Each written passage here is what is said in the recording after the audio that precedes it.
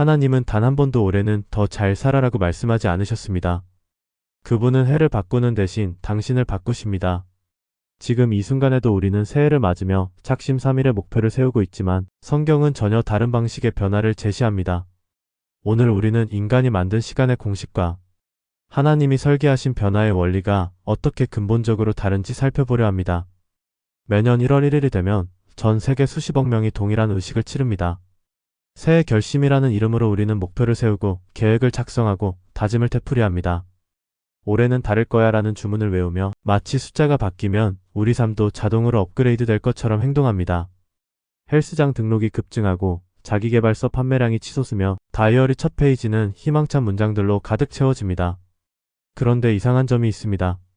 성경 어디를 찾아봐도 하나님께서 새해 목표를 세워라, 1월 1일부터 새롭게 시작하라, 연초에 계획을 세우고 실천하라고 말씀하신 곳이 없습니다. 단 한 구절도 없습니다. 오히려 성경이 제시하는 변화의 방식은 우리가 익숙한 새해 공식과 정반대 방향을 가리킵니다. 인간이 만든 새해 공식은 간단합니다. 시간이 리셋되면 나도 리셋된다는 믿음입니다. 12월 31일 자정이 지나 1월 1일이 되는 그 순간 마치 게임의 세이브 포인트처럼 모든 것이 새롭게 시작될 수 있다고 생각합니다. 작년의 실패는 작년에 남겨두고 올해는 다른 사람이 될 수 있다고 착각합니다. 이것이 바로 우리가 만든 시간의 마법입니다. 하지만 현실은 어떻습니까? 1월 2일 아침에 눈을 뜨면 여전히 같은 침대에서 같은 몸으로 일어납니다. 어제까지 싫어했던 습관들이 오늘도 그대로 남아있습니다. 바꾸고 싶었던 성격도, 고치고 싶었던 관계도, 벗어나고 싶었던 패턴도 전혀 달라지지 않았습니다. 달력만 바뀌었을 뿐 나는 여전히 나입니다. 통계가 이를 증명합니다. 새해 결심의 80%가 2월 이전에 포기됩니다. 1년을 지속하는 비율은 8%에 불과합니다. 왜 이렇게 되는 것입니까? 우리가 게으르고 의지가 약해서입니까? 목표를 너무 높게 잡아서입니까? 아닙니다. 근본적인 문제는 다른 곳에 있습니다. 우리는 시간을 바꾸면 사람이 바뀐다고 착각했습니다. 하지만 하나님의 방식은 정반대입니다. 사람이 바뀌면 시간이 바뀝니다. 이것이 성경 전체를 관통하는 변화의 원리입니다. 하나님은 해를 바꾸는 대신 당신을 바꾸십니다.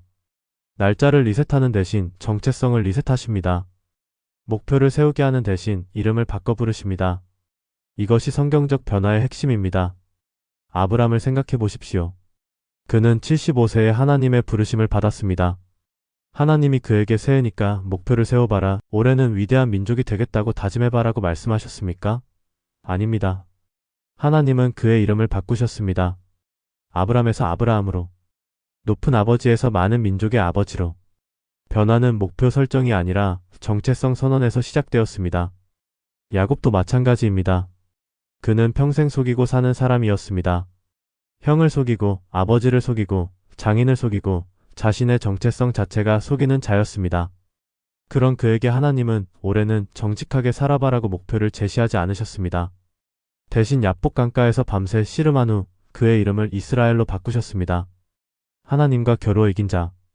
정체성이 바뀌니 삶이 바뀌었습니다. 시몬을 베드로로, 사울을 바울로 바꾸신 것도 같은 원리입니다. 하나님은 올해는 더 나은 제자가 되어라, 올해는 더 훌륭한 사도가 되어라고 목표를 주지 않으셨습니다. 너는 반석이다, 너는 택한 나의 그릇이다 라고 존재를 선언하셨습니다. 행동의 변화가 아니라 존재의 변화였습니다. 이것이 우리가 놓치는 핵심입니다. 인간의 새해 공식은 무엇을 할 것인가에 집중합니다. 목표, 계획, 실천, 달성. 모두 행동에 관한 것입니다. 하지만 성경의 변화 공식은 누구인가에 집중합니다. 정체성, 본질, 존재, 부르심. 행동이 아니라 존재에 관한 것입니다. 왜 이 차이가 중요합니까? 행동은 의지로 바꿀 수 있지만 의지는 오래가지 않습니다. 하지만 정체성은 의지와 무관하게 삶을 규정합니다. 나는 누구인지에 대한 정의가 바뀌면 나는 무엇을 하는지도 자연스럽게 바뀝니다. 베드로가 반석으로 불린 것은 그가 반석처럼 행동하라는 명령이 아니었습니다. 그가 반석이라는 존재 선언이었고 그 정체성이 그의 모든 행동을 재구성했습니다. 출애굽기 12장은 이 원리를 극적으로 보여줍니다. 이스라엘 백성이 애굽을 떠나는 바로 그날 하나님은 놀라운 선언을 하십니다. 이 달을 너희에게 따르시자 곧 해의 첫 달이 되게 하라. 이것은 단순한 달력 변경이 아니었습니다. 시간 자체를 리셋하신 것입니다. 여기서 중요한 것은 순서입니다. 하나님은 먼저 내년부터 새롭게 시작하자고 말씀하지 않으셨습니다. 먼저 그들을 노예에서 해방시키셨습니다. 먼저 그들의 정체성을 바꾸셨습니다. 먼저 그들을 종에서 하나님의 백성으로 만드셨습니다. 그리고 나서 그 변화된 정체성에 맞춰 시간을 리셋하신 것입니다. 이것이 성경적 변화의 순서입니다. 인간의 방식은 이렇습니다. 새해가 되었으니 새 사람이 되자. 하지만 하나님의 방식은 이렇습니다. 내가 새 사람이 되었으니 내게는 새로운 시간이 시작된다. 시간이 먼저가 아니라 정체성이 먼저입니다. 달력이 먼저가 아니라 존재가 먼저입니다. 출애굽기 12장의 시간 리셋은 이 점을 명확히 합니다. 이스라엘 백성은 400년 동안 애굽의 시간표로 살았습니다. 노예의 시간, 억압의 시간, 절망의 시간이었습니다. 그들의 달력은 바로의 달력이었고 그들의 시간은 감독관의 시간이었습니다. 아침에 일어나는 시각도, 일하는 시간도, 쉬는 시간도 모두 주인이 정한 것이었습니다. 그런 그들에게 하나님은 이제 너희에게 너희만의 시간을 주겠다고 선언하십니다. 더 이상 바로의 달력이 아니라 하나님의 달력으로 살게 하십니다. 더 이상 노예의 시간이 아니라 자유인의 시간을 허락하십니다. 이것은 단순히 탈출이 아니었습니다. 시간의 주권이 바뀐 것입니다. 여기서 우리는 중요한 진리를 발견합니다. 진정한 자유는 시간의 자유입니다. 노예와 자유인의 차이는 무엇입니까? 돈의 많고 적음이 아닙니다. 시간을 누가 정하느냐입니다. 노예는 자기 시간이 없습니다. 주인이 정한 시간표대로 살아야 합니다. 하지만 자유인은 자기 시간을 가집니다. 스스로 시간을 정하고 스스로 삶을 설계할 수 있습니다. 출애굽은 물리적 탈출이기 이전의 시간의 탈출이었습니다. 하나님이 이 달을 너희에게 첫 달이 되게 하라고 말씀하신 것은 이제부터 너희 삶의 시간표는 너희가 정한다. 더 정확히는 내가 너희와 함께 정한다는 선언이었습니다. 시간의 주권이 바로에게서 하나님께로 옮겨간 것입니다. 그렇다면 오늘날 우리는 어떻습니까? 우리도 누군가의 시간표로 살고 있지 않습니까? 회사의 시간표, 학교의 시간표, 사회가 정한 시간표대로 살고 있지 않습니까? 이 나이에는 이것을 해야 한다. 이 시기에는 저것을 이뤄야 한다는 보이지 않는 시간표가 우리를 지배하고 있지 않습니까? 새해 결심이 실패하는 근본 이유가 여기 있습니다. 우리는 타인이 정한 시간표에 우리 목표를 끼워 맞추려 합니다. 30대에는 이 정도 연봉, 40대에는 이 정도 직급, 결혼 몇 년 차에는 아이가 있어야 한다는 식으로 우리는 남들의 달력으로 우리 인생을 평가합니다. 하지만 하나님의 시간표는 다릅니다. 아브라함은 75세에 부르심을 받았습니다. 세상의 시간표로는 은퇴할 나이에 새로운 시작을 했습니다. 모세는 80세에 사명을 받았습니다. 요즘 같으면 요양원에 가야 할 나이에 민족 지도자가 되었습니다. 다윗은 목동으로 수십 년을 보낸 후에야 왕이 되었습니다. 바울은 회심한 후 14년을 준비 기간으로 보냈습니다. 하나님의 시간표는 세상의 시간표와 다릅니다. 하나님에게는 늦은 시작이 없고 적절한 타이밍도 우리 기준이 아닙니다. 하나님은 당신이 언제 태어났든 지금 몇 살이든 어떤 상황에 있든 당신만의 시간표를 가지고 계십니다. 그 시간표의 시작점은 1월 1일이 아닙니다. 당신이 하나님의 부르심을 듣는 그 순간입니다. 출애굽기 12장이 보여주는 것은 바로 이것입니다. 변화는 달력이 바뀔 때가 아니라 정체성이 바뀔 때 일어납니다. 시간은 우리를 바꾸는 것이 아니라 우리가 바뀔 때 시간도 함께 바뀝니다. 이스라엘이 노예에서 자유인으로 바뀌었기에 그들에게는 새로운 시간이 필요했습니다. 새로운 달력, 새로운 절기, 새로운 리듬이 필요했습니다. 이것이 6월절이 첫 달이 된 이유입니다. 6월절은 단순히 애굽을 떠난 날이 아닙니다. 노예의 시간이 끝나고 자유인의 시간이 시작된 날입니다. 바로의 지배가 끝나고 하나님의 통치가 시작된 날입니다. 그래서 하나님은 이 날을 기억하라, 이 날을 대대로 지키라고 명하십니다. 1월 1일이 아니라 이 날이 진짜 새해이기 때문입니다. 그렇다면 우리에게 6월절은 언제입니까? 우리 인생에서 노예의 시간이 끝나고 자유인의 시간이 시작된 날은 언제입니까? 그것은 우리가 예수 그리스도를 만난 날입니다. 그날이 우리의 진짜 새해입니다. 그날이 우리 달력의 첫 페이지입니다. 그날부터 우리는 더 이상 세상의 시간표가 아니라 하나님의 시간표로 살게 되었습니다. 바울은 이것을 고린도후서 5장 17절에서 이렇게 선언합니다. 그런즉 누구든지 그리스도 안에 있으면 새로운 피조물이라 이전 것은 지나갔으니 보라 새 것이 되었도다. 이 구절을 우리는 너무 가볍게 읽습니다. 이전 것은 지나갔다는 말이 무엇을 의미합니까? 작년이 지나갔다는 뜻입니까? 아닙니다. 옛 사람이 지나갔다는 뜻입니다. 새 것이 되었다는 무슨 뜻입니까? 새해가 되었다는 뜻입니까? 아닙니다. 새 피조물이 되었다는 뜻입니다. 바울이 말하는 변화는 시간의 변화가 아니라 존재의 변화입니다. 달력이 바뀐 것이 아니라 피조물 자체가 바뀐 것입니다. 이것이 복음의 핵심입니다. 이전 것은 지나갔으니라는 표현을 원어로 보면 더 강렬합니다. 헬라어 파렐테는 완료 시제입니다. 지나갔고 지금도 지나간 상태가 유지되고 있다는 의미입니다. 한 번 지나간 것이 아니라 영구적으로 지나갔습니다. 옛 사람은 과거로 끝난 것이 아니라 지금도 계속 과거 상태로 남아 있습니다. 다시 돌아올 수 없습니다. 새 것이 되었도다도 완료 시제입니다. 개고네는 새롭게 되었고 지금도 새로운 상태가 지속되고 있다는 뜻입니다. 일시적인 변화가 아니라 영구적인 변화입니다. 오늘 새롭고 내일 옛 것이 되는 것이 아니라 한번 새로워지면 계속 새로운 상태로 유지됩니다. 이것이 그리스도 안에서 일어나는 변화의 본질입니다. 그렇다면 왜 우리는 여전히 옛 사람처럼 사는 것처럼 느껴집니까? 왜 여전히 같은 죄를 반복하고 같은 습관에 빠지고 같은 패턴을 벗어나지 못합니까? 여기서 바울의 표현을 정확히 이해해야 합니다. 바울은 이전 것은 지나갔으니라고 말했지 이전 것이 사라졌으니라고 말하지 않았습니다. 지나갔다는 것과 사라졌다는 것은 다릅니다.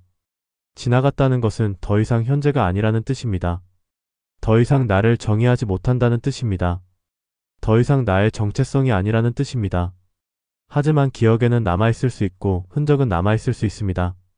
마치 겨울이 지나갔지만 눈이 녹은 자국이 남아있는 것처럼 옛 사람은 지나갔지만 그 습관과 패턴은 아직 우리 삶에 영향을 줄 수 있습니다.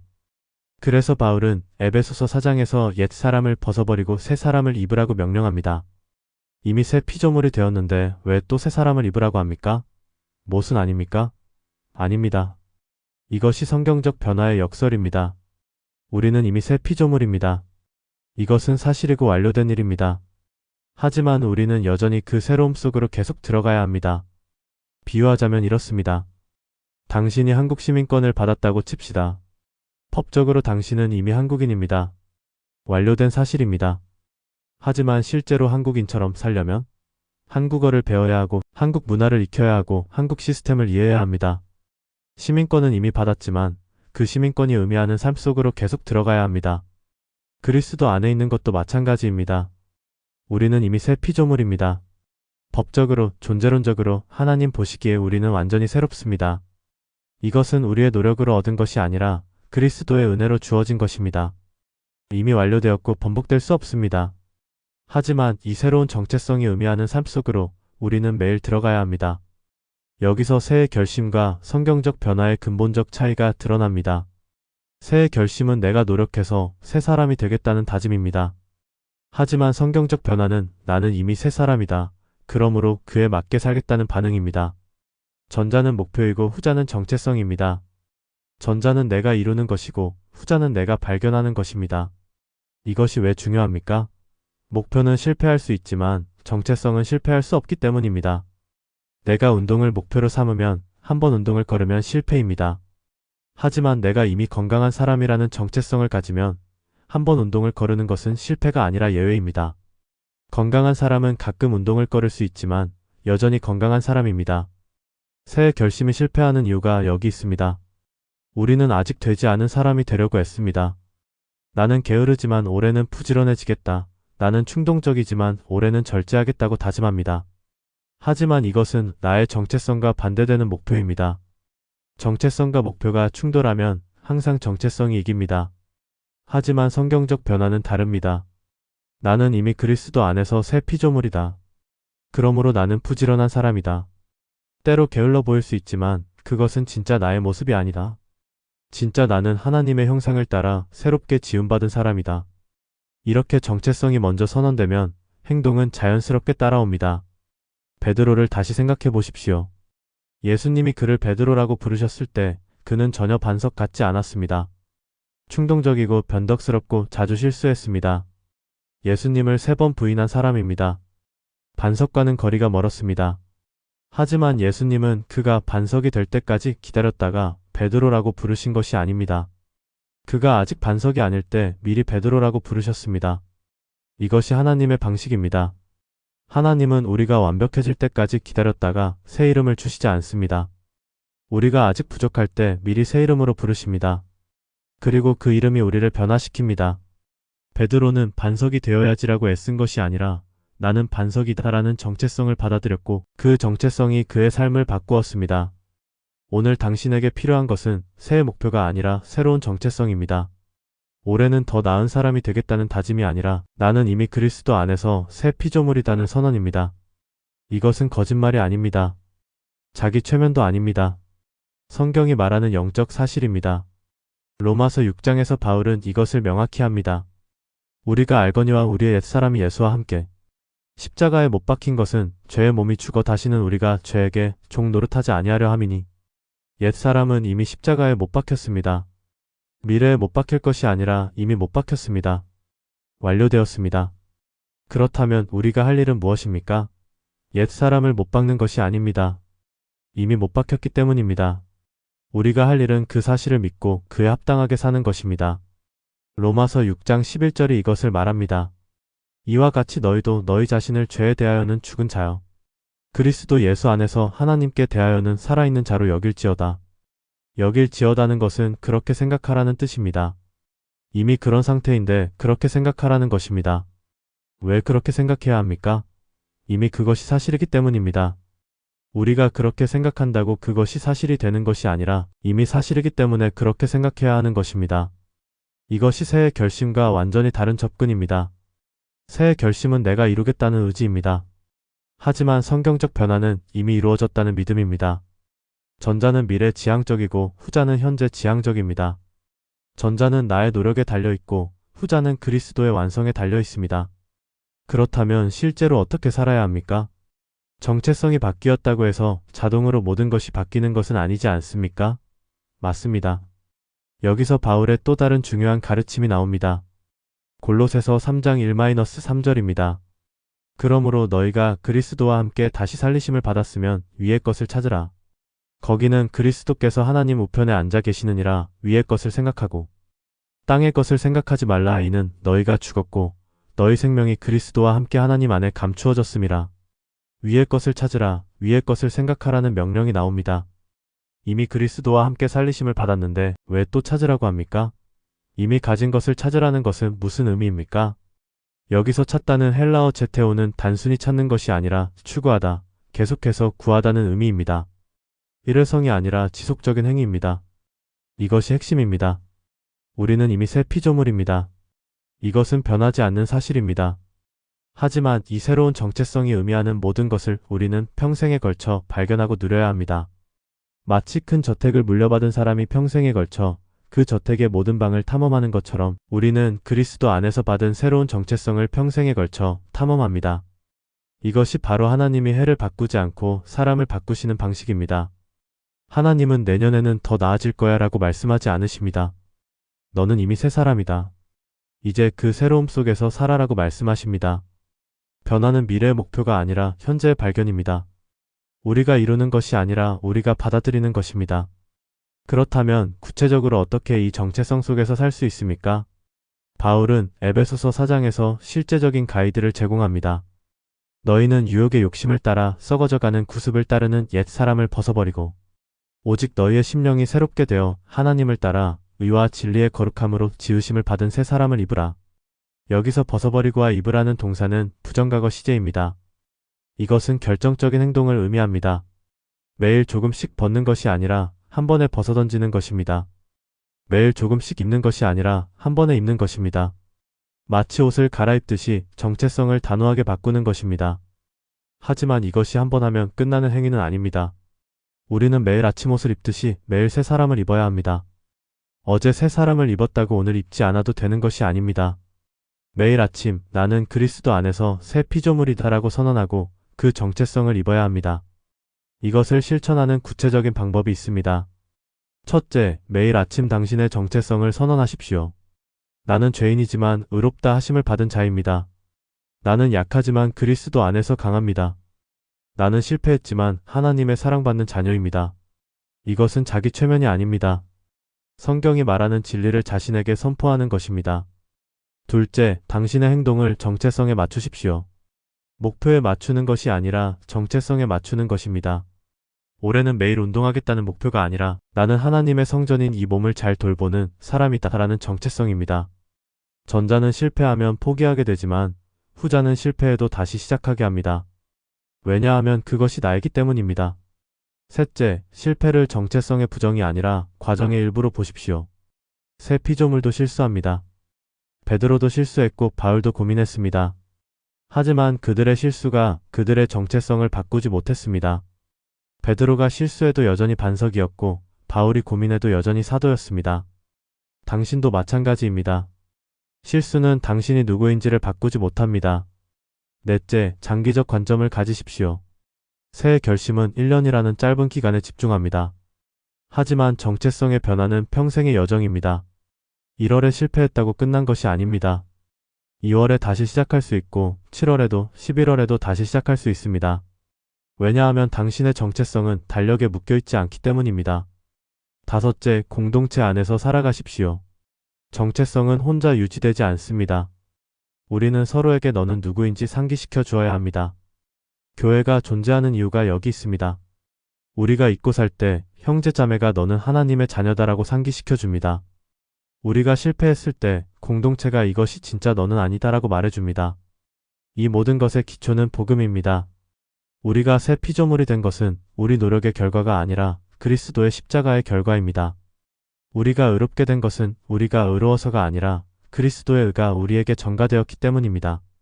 우리가 하나님의 자녀가 된 것은 우리가 자격이 있어서가 아니라 하나님이 우리를 입양하셨기 때문입니다. 이것이 은혜의 복음입니다.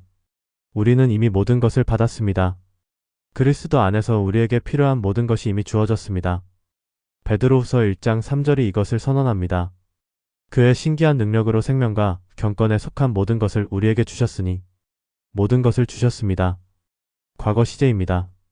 이미 주셨습니다. 그렇다면 우리가 할 일은 무엇입니까? 더 많이 얻는 것이 아니라 이미 받은 것을 누리는 것입니다. 더 나은 사람이 되는 것이 아니라 이미 우리가 된 사람을 발견하는 것입니다. 더 열심히 애쓰는 것이 아니라 이미 주어진 은혜 안에서 쉬는 것입니다. 이것이 예수님이 마태복음 11장 28-30절에서 말씀하신 것입니다. 수고하고 무거운 짐 진 자들아 다 내게로 오라 내가 너희를 쉬게 하리라. 나는 마음이 온유하고 겸손하니 나의 멍에를 메고 내게 배우라. 그리하면 너희 마음이 쉼을 얻으리니 이는 내 멍에는 쉽고 내 짐은 가벼움이라. 새해 결심의 멍에는 무겁습니다. 해내야 한다, 이루어야 한다, 성공해야 한다는 짐은 우리를 짓누릅니다. 하지만 예수님의 멍에는 쉽습니다. 왜냐하면 예수님이 이미 모든 것을 이루셨기 때문입니다. 우리는 이미 완성된 일에 동참하는 것입니다. 아직 이루지 못한 목표를 향해 달려가는 것이 아닙니다. 이것이 안식의 개념입니다. 히브리서 4장은 하나님의 안식에 들어가는 것에 대해 말합니다. 안식은 일을 멈추는 것이 아닙니다. 자신의 일을 멈추고 하나님이 이미 완성하신 일 안에서 사는 것입니다. 하나님은 창조를 완성하시고 안식하셨습니다. 그리스도는 구속을 완성하시고 하나님 우편에 앉으셨습니다. 모든 것이 이미 완성되었습니다. 우리는 그 완성된 일 안으로 들어갑니다. 우리가 무언가를 완성하는 것이 아니라 이미 완성된 것을 누립니다. 이것이 복음의 역설입니다. 우리는 열심히 일하지만 우리의 노력으로 완성하는 것이 아닙니다. 우리는 최선을 다하지만 우리의 최선이 우리를 구원하는 것이 아닙니다. 우리는 계속 성장하지만 우리의 성장이 우리의 가치를 결정하는 것이 아닙니다. 하나님은 해를 바꾸는 대신 당신을 바꾸십니다. 이것이 오늘 메시지의 핵심입니다. 2025년이 2024년보다 나을 거라는 보장은 없습니다. 하지만 당신이 그리스도 안에서 새 피조물이라는 것은 확실합니다. 올해 당신의 목표를 모두 달성할 수 있을지는 불확실합니다. 하지만 당신이 하나님의 사랑받는 자녀라는 것은 확실합니다. 그렇다면 이제 우리는 어떻게 살아야 합니까? 1월 1일의 결심으로 사는 것이 아니라 그리스도 안에서 받은 정체성으로 살아야 합니다. 올해는 달라질 거야 라는 희망이 아니라 나는 이미 달라졌다는 확신으로 살아야 합니다. 미래의 목표가 아니라 현재의 은혜로 살아야 합니다. 실제로 이것은 훨씬 더 강력합니다. 목표는 실패할 수 있지만 정체성은 실패할 수 없습니다. 다짐은 깨질 수 있지만 하나님의 약속은 깨지지 않습니다. 우리의 의지는 약하지만 그리스도의 능력은 강합니다. 우리는 변덕스럽지만 하나님은 변하지 않으십니다. 이것이 바로 출애굽의 교훈입니다. 이스라엘 백성이 애굽을 떠날 수 있었던 것은 그들이 강했기 때문이 아닙니다. 하나님이 그들을 이끄셨기 때문입니다. 그들이 노예에서 자유인이 된 것은 그들이 스스로 탈출했기 때문이 아닙니다. 하나님이 그들을 해방시키셨기 때문입니다. 그들의 시간이 바뀐 것은 그들이 새로운 결심을 했기 때문이 아닙니다. 하나님이 새로운 시간을 선언하셨기 때문입니다. 같은 원리가 오늘도 작동합니다. 당신이 변할 수 있는 것은 당신이 대단해서가 아닙니다. 하나님이 당신을 변화시키시기 때문입니다. 당신이 새로워질 수 있는 것은 당신의 의지가 강해서가 아닙니다. 하나님이 당신을 새롭게 하시기 때문입니다. 당신의 시간이 새로워질 수 있는 것은 달력이 바뀌어서가 아닙니다. 하나님이 당신을 새 피조물로 만드셨기 때문입니다. 그러므로 올해 당신에게 필요한 것은 더 나은 목표가 아니라 더 깊은 확신입니다. 올해는 내가 해낼 거야 라는 다짐이 아니라 하나님이 나를 통해 일하신다는 믿음입니다. 올해는 달라질 거야 라는 희망이 아니라 나는 이미 달라졌다는 고백입니다. 빌립보서 1장 6절이 이것을 보증합니다. 너희 안에서 착한 일을 시작하신 이가 그리스도 예수의 날까지 이루실 줄을 우리는 확신하노라. 시작하신 분이 누구입니까? 하나님입니다. 이루실 분이 누구입니까? 하나님입니다. 우리가 시작했다면 우리가 포기할 수 있습니다. 하지만 하나님이 시작하셨다면 하나님이 반드시 완성하십니다. 이것이 새해 결심과 성경적 변화의 결정적 차이입니다. 새해 결심은 우리가 시작하고 우리가 완성합니다. 그래서 대부분 2월 이전에 포기됩니다. 하지만 성경적 변화는 하나님이 시작하시고 하나님이 완성하십니다. 그래서 끝까지 지속됩니다. 우리는 실패할 수 있지만 하나님은 실패하지 않으십니다. 그렇다면 우리의 역할은 무엇입니까? 아무것도 하지 않는 것입니까? 아닙니다. 우리는 협력합니다. 빌립보서 2장 12-13절이 이것을 명확히 합니다. 그러므로 나의 사랑하는 자들아, 너희가 나 있을 때뿐 아니라 더욱 지금 나 없을 때에도 항상 복종하여 두렵고 떨림으로 너희 구원을 이루라. 너희 안에서 행하시는 이는 하나님이시니 자기의 기쁘신 뜻을 위하여 너희에게 소원을 두고 행하게 하시나니 너희 구원을 이루라와 하나님이 행하시는 것이 함께 나옵니다. 모순처럼 보이지만 이것이 성경적 균형입니다. 우리는 열심히 일합니다. 하지만 우리가 일할 수 있는 것은 하나님이 우리 안에서 일하시기 때문입니다. 우리는 최선을 다합니다. 하지만 우리의 최선이 가능한 것은 하나님이 우리에게 소원과 능력을 주시기 때문입니다. 이것은 수동적 태도가 아닙니다. 하나님이 하실 테니 나는 아무것도 안 해도 되라는 나태함이 아닙니다. 오히려 이것은 진정한 능동성의 기초입니다. 나의 힘으로 하는 것이 아니라 하나님의 힘으로 하기에 더 담대하게 할 수 있습니다. 나의 능력에 제한받지 않고 하나님의 능력 안에서 일할 수 있습니다. 이것이 바울이 에베소서 3장 20절에서 고백한 것입니다. 우리 가운데서 역사하시는 능력대로 우리가 구하거나 생각하는 모든 것에 더 넘치도록 능히 하실 이에게 우리는 구하고 생각합니다. 하지만 하나님은 그 이상을 하십니다. 우리는 계획을 세웁니다. 하지만 하나님은 우리 계획을 초월하십니다. 그러므로 오늘부터 당신의 접근을 바꾸십시오. 올해는 이것을 하겠다가 아니라 하나님이 나를 통해 무엇을 하시려 하는가를 물으십시오. 내가 무엇을 이룰까가 아니라 하나님이 내 안에서 이미 시작하신 일은 무엇인가를 발견하십시오. 내가 어떻게 변할까가 아니라 하나님이 나를 어떻게 변화시키고 계신가를 주목하십시오. 이것은 목표를 세우지 말라는 뜻이 아닙니다. 계획하지 말라는 뜻도 아닙니다. 오히려 더 큰 목표를 세우고 더 담대한 계획을 할 수 있습니다. 하지만 그 기초가 다릅니다. 내가 이룰 거야가 아니라 하나님이 이루실 거야입니다. 내 힘으로가 아니라 하나님의 능력으로입니다. 그리고 이것은 실패에 대한 태도도 바꿉니다. 목표를 세우고 실패하면 우리는 좌절합니다. 역시 난 안 되라고 낙심합니다. 하지만 정체성에 기반한 변화는 다릅니다. 실패해도 이것은 진짜 나의 모습이 아니다. 나는 그리스도 안에서 새 피조물이다 라고 다시 선언할 수 있습니다. 실패가 끝이 아니라 과정의 일부가 됩니다. 베드로를 마지막으로 한 번 더 생각해 봅시다. 그는 예수님을 3번 부인했습니다. 만약 그가 목표 지향적으로 살았다면? 나는 예수님을 끝까지 따르겠다는 목표를 세웠다면? 그 목표는 완전히 실패했습니다. 그는 좌절하고 포기했을 것입니다. 하지만 그에게는 정체성이 있었습니다. 너는 베드로다. 그 정체성은 실패로 흔들리지 않았습니다. 그래서 예수님은 부활 후 베드로에게 내가 나를 사랑하느냐고 3번 물으셨습니다. 이것은 실패를 상기시키는 것이 아니라 정체성을 회복시키는 것이었습니다. 너의 실패가 너를 정의하지 않는다.